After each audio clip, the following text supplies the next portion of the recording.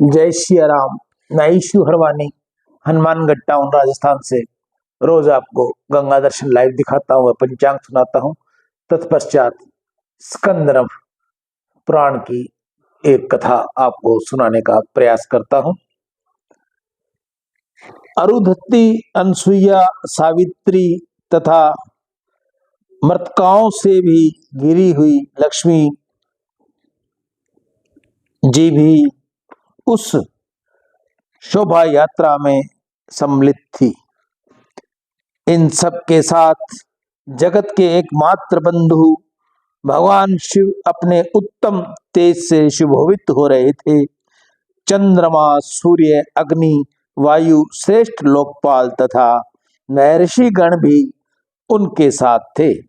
साक्षात वासुदेव पंखा कर रहे थे। चंद्रमा ने उनके सिर पर छत्र लगा रखा था। सूर्य आगे रहकर अपने तेज से तप कर रहे थे। देवराज इंद्र हाथ में वेद की छड़ी लेकर छड़ीदार का काम कर रहे थे।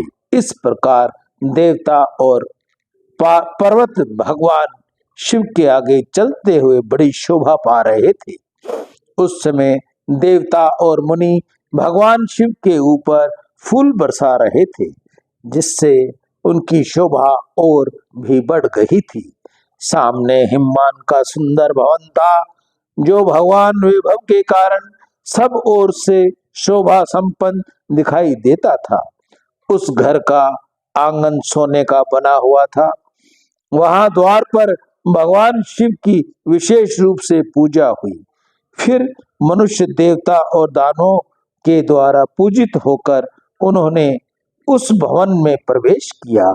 इस प्रकार अतःपुर में पहुंचकर भगवान शिव यज्ञ मंडप में पधारे। उस समय नाना प्रकार की स्तुतियों से परमेश्वर शिव के गुण गाए जा रहे थे। वहां पहुंचने पर गिरिराज हिमवान ने महेश्वर को हाथी से उतारा और मंगल पीठ पर बिठाकर सखियों सहित मैना तथा पुरोहित ने उनकी विशेष रूप से आरती की। वहां मधुपर्क आदि की जो आवश्यकता विधि है, वह सब ब्रह्मा जी की आज्ञा से पुरोहितों ने तत्काल संपन्न की। तत्पश्चात अंतवेदिक में प्रवेश करके जहां तनवंगी पार्वती समस्त आभूषणों से विभूषित हो वेदी के ऊपर विराजमान थी, वहीं महादेव जी भी लाए गए। उनके साथ भगवान विष्णु और ब्रह्मा भी थे। बृहस्पति आदि विद्वान लगन की प्रतीक्षा कर रहे थे।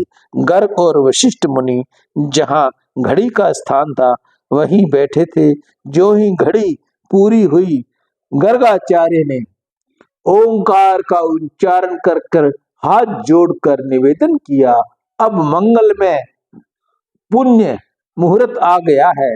पार्वती ने अपने हाथ की अंजलि में अक्षत लेकर उसे शिव जी के ऊपर छोड़ा। फिर दही, अक्षत और कुश के जल से उनका भली भांति पूजन किया।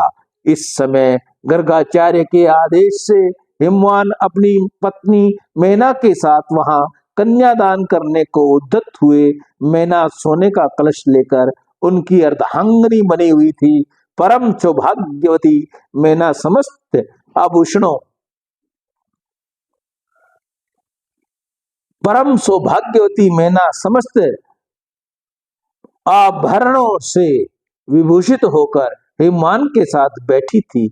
इस समय हिमवान ने सबको वर देने वाले भगवान विश्वनाथ से कहा, आज मैं ब्रह्मा जी तथा भगवान विष्णु का संग पाकर और अपने पुरोहित परम महात्मा गर्ग जी के साथ बैठकर देवादिदेव भगवान शंकर को कन्यादान करता हूँ। विप्रवर, इस समय कन्यादान के लिए उत्तम बेला आई है, इसमें आप संकल्प पढ़े।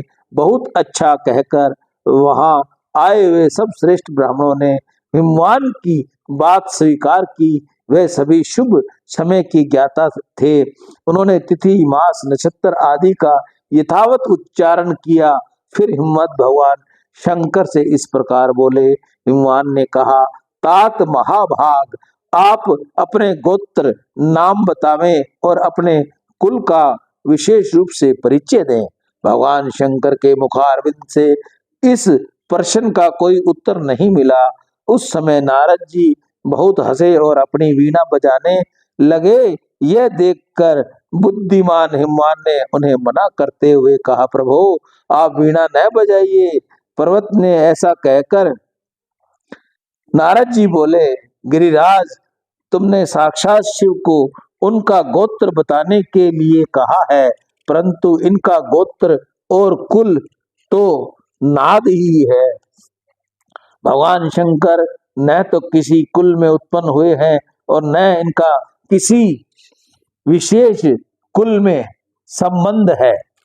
वे गोत्र के भी परम गति हैं।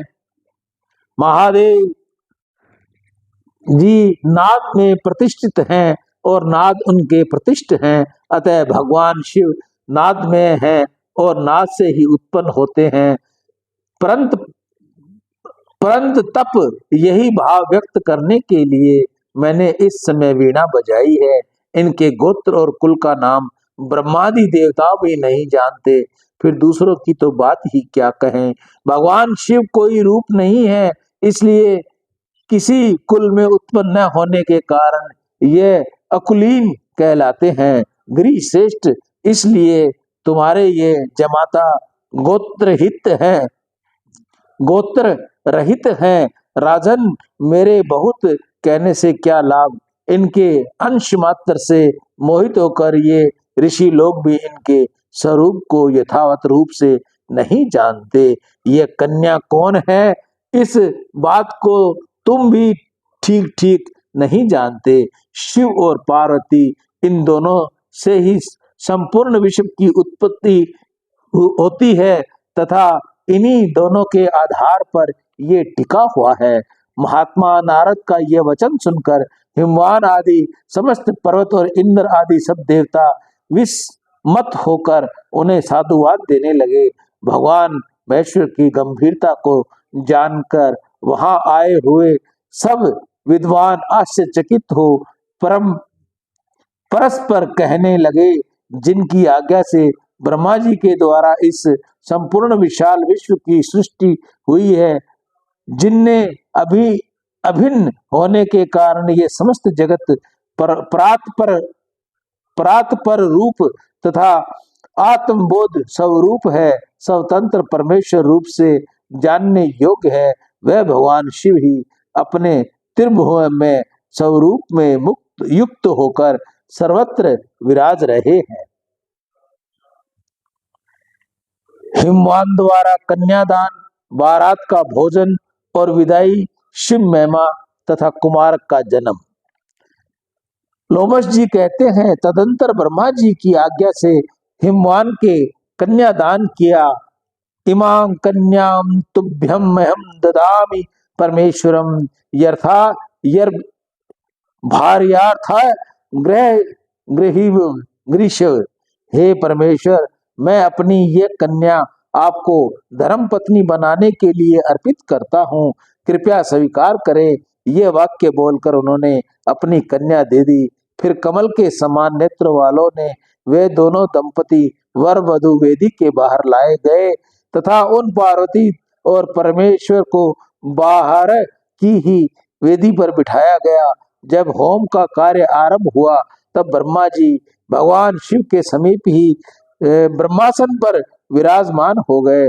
हवन पूरा होने पर ब्रह्म लोक शांति पाठ करने लगे। उस समय उनकी बड़ी शोभा हो रही थी।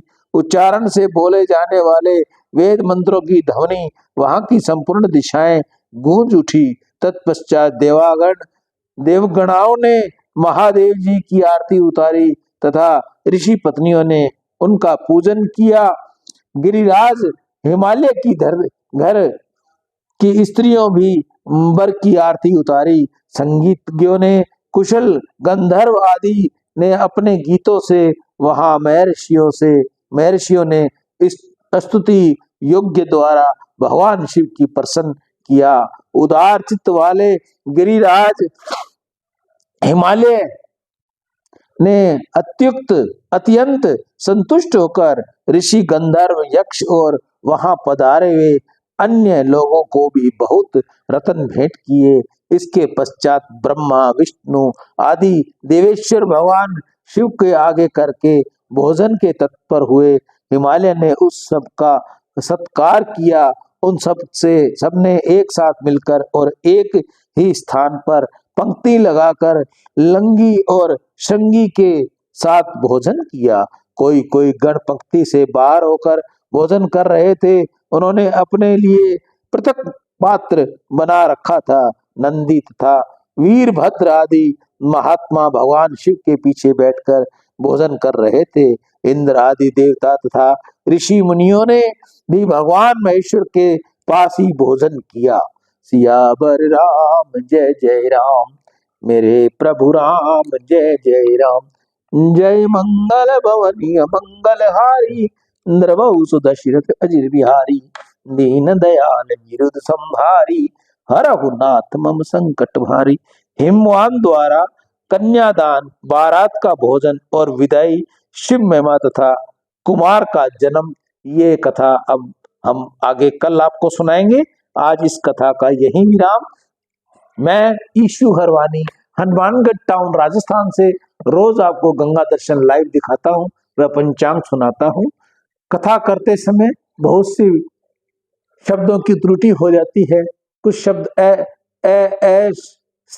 असमझनीय आपको बोल दिए जाते हैं, जिसके लिए मैं आप सभी को भगवान राम स्वरूप समझकर दंडवत प्रणाम कर क्षमा चाहूंगा।